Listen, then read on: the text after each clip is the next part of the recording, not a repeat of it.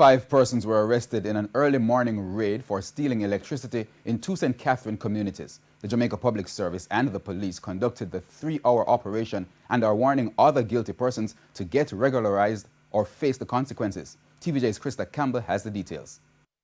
In the darkness they trekked, knocking on residents' doors in the St. Catherine communities of Job Lane and Irish Pen.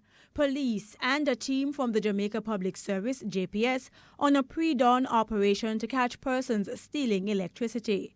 From 5 until 8 o'clock Wednesday morning, the barking of dogs signaling the uninvited guests.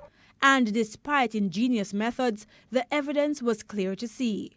Guilty persons taken from their families and making the walk of shame to a waiting police minibus which would later take them to the Spanish Town police station.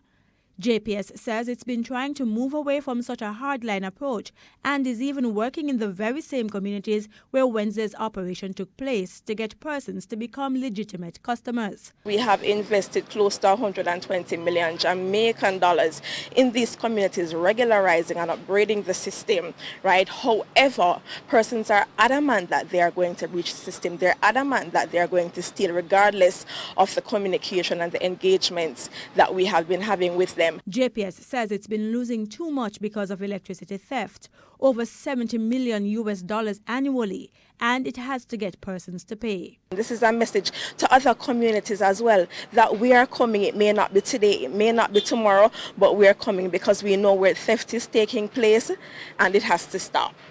In this particular community, what they have done is to cut the boxes, right, because they're unable to get inside of the boxes, so they have actually cut them. 4 women and a man were arrested for the illegal abstraction of electricity. Krista Campbell, TVJ News.